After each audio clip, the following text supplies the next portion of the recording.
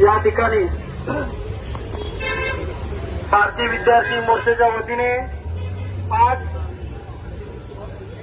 राष्ट्रव्यापी चरणबद्ध आंदोलन सर्व जिल्ह्यामध्ये या ठिकाणी होत आहे, तसंच या ठिकाणी पुण्यामध्ये सुद्धा होत आहे। मी जास्त न बोलता आजचं जो आंदोलन आहे ते कशासाठी आहे एवढं सांगून मी माझं 2 शब्द संपवतो। सर्वांना प्रथमतः जय संविधान, जय भीम। या ठिकाणी भारतीय विद्यार्थी मोर्चाच्या वतीने आंदोलन करतोय। विद्यार्थ्यांना आंदोलन करण्याचा अधिकार संविधानाने दिलाय, पण तो आंदोलन करण्याचा अधिकार जो संविधानाने दिलेला आहे तो संविधान दिलेला अधिकार हा सरकार काढून घेतो का काय, हे परिस्थिती बघून आम्हाला असं वाटत आहे। दिल्लीच्या जंतर मंतरवर आंदोलन झालं, हजारो लाखो विद्यार्थी दिल्लीच्या जंतर मंतरवर त्यांच्या हक्कासाठी उतरले। त्यांना काय भेटलं? गांडीवर काट्या? हा, त्यांना काय भेटलं? अरे लहान लहान मुलींना सुद्धा बघितलं नाही, बाबा त्या मुली आहेत, महिला आहेत, ते सुद्धा बघितलं नाही। भेटल तसं कुत्र्यासारखं त्यांना बडवलं गेलं। ही काय परिस्थिती आहे? आणि त्यांच्यावर गुन्हे दाखल करण्यात आले। काय म्हणून गुन्हे दाखल केले सर? अट्टल गुन्हेगार, अट्टल गुन्हेगार म्हणून हे गुन्हे दाखल केले आणि हे विषय कोर्टात गेले। कोर्टात गेल्यानंतर कोर्टामध्ये सांगितलं गेलं ठीक आहे, विद्यार्थ्यांवर एफआयआर करणार नाही, विद्यार्थ्यांचे एफआयआर सगळं माघार घेणार, सगळं माघार घेणार विद्यार्थ्यांचे एफआयआर। सरकारला सांगितलं ठीक आहे म्हणून सांगितलं सरकारला, आपण आर्टिकल 142च्या माध्यमातून तो जो पॉवर आहे त्या पॉवरच्या माध्यमातून काय करू, आपण विद्यार्थ्यांवर झालेले जे एफआयआर आहे ते माघार घेऊ, त्याचं भविष्य बर्बाद करू नये। कोण सांगतं? सरकार काय सांगतं? अहो सरजी ते अट्टर गुन्हेगार आहेत।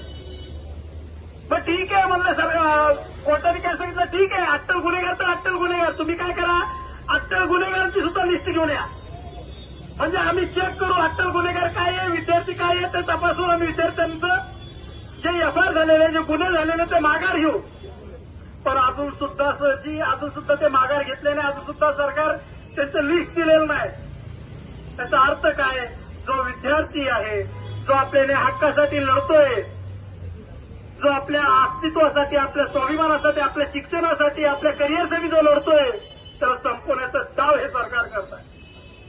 त्यामुळं या सरकारला आम्ही भारतीय विद्यार्थी मोर्चाच्या वतीने सांगू इच्छितो, तुम्ही एका बाजूने कोणतं 2020चं 2020चं काय एनईपी म्हणजे राष्ट्रीय शिक्षा नीती, त्याच्या माध्यमातून काय सांगितलं गेलेलं, तुम्हाला काय कोणतं शिक्षण देणार, बाबा व्यापार कसं करावं, बाबा तुम्हाला व्यावहारिक ज्ञान कसं असावं, तुम्हाला करिअर कसं पुढे नेता येईल, हे शिक्षण दिलं जाईल। आणि हे असं सांगणार एका जागी सरकारी शाळा बंद करणार, म्हणजे एका जागी शिक्षण घेण्यासाठी नवीन शिक्षण नीती तयार करणार, दुसऱ्या जागी शिक्षणाचे दरवाजे बंद करणार। अरे काय चाललंय? केस ठाकूर का, गोवा ठाकूर का, आमचं काय?